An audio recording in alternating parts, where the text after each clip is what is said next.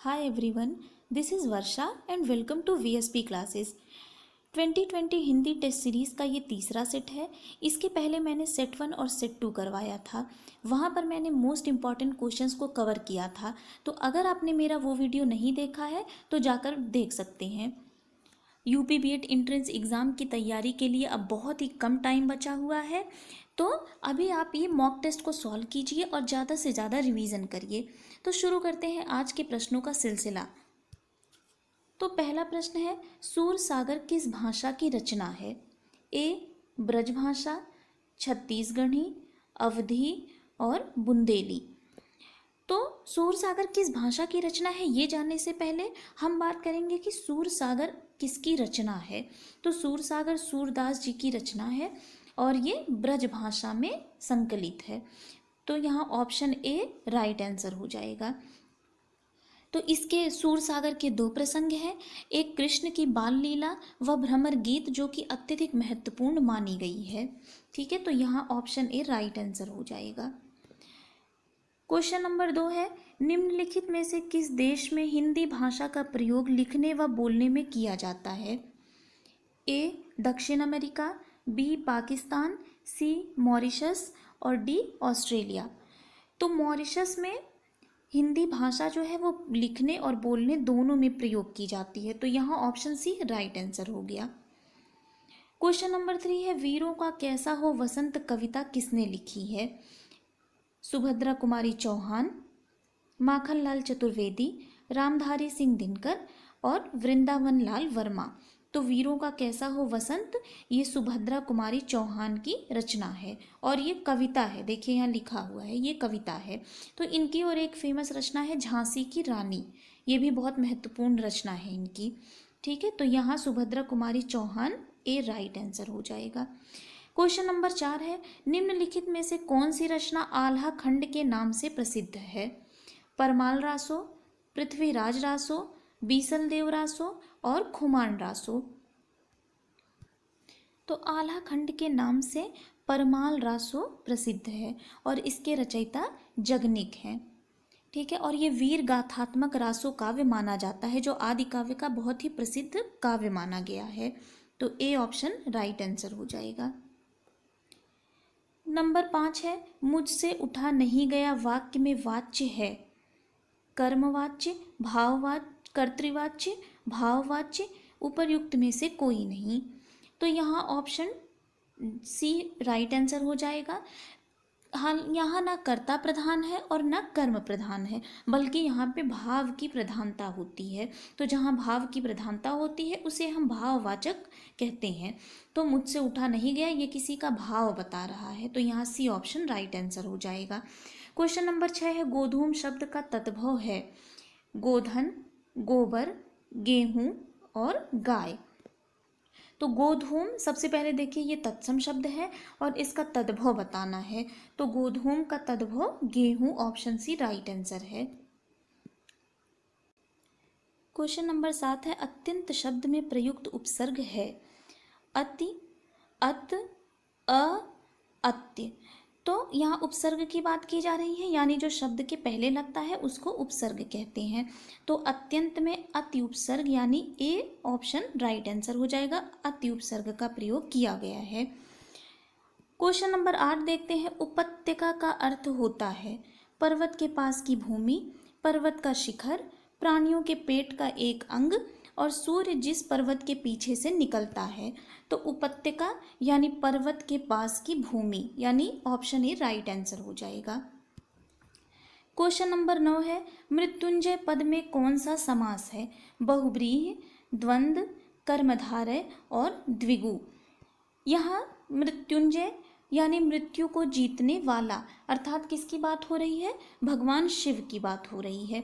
तो जो किसी तीसरे की तरफ इशारा करता है यानी किसी तीसरे की बात करता है वहाँ बहुब्रीहि समास होता है।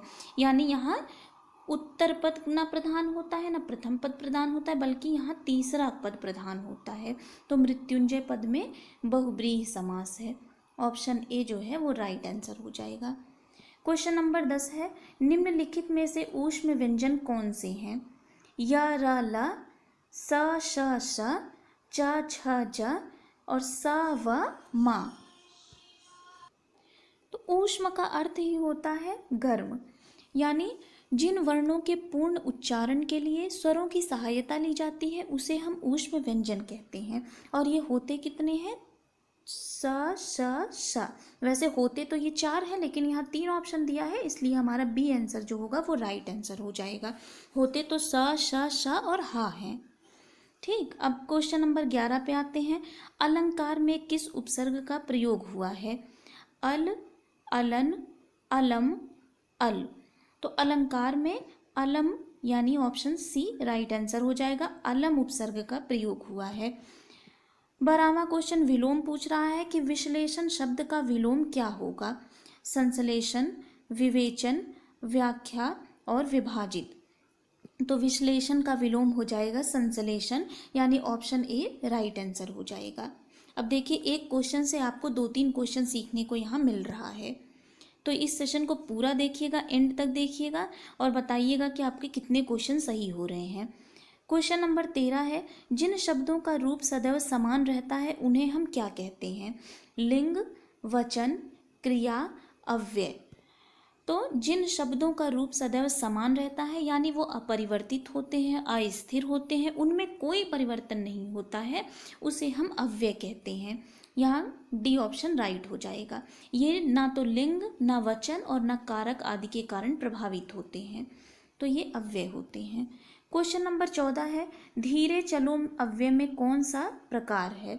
संबंध बोधक, विस्मयादि बोधक, समुच्चय बोधक और क्रिया विशेषण। तो धीरे चलो, यहाँ चलने की विशेषता बता रही है कि धीरे चलो। कैसे चलो? धीरे चलो। तो यहाँ यानी क्रिया की विशेषता बताई जा रही है, तो यहाँ क्रिया विशेषण यानी ऑप्शन डी राइट आंसर हो जाएगा। क्वेश्चन नंबर 15 है, निम्नलिखित में से कौन सा शब्द कालवाचक क्रिया विशेषण है? ए यथासंभव, बी भीतर, सी बारी बारी और डी आज।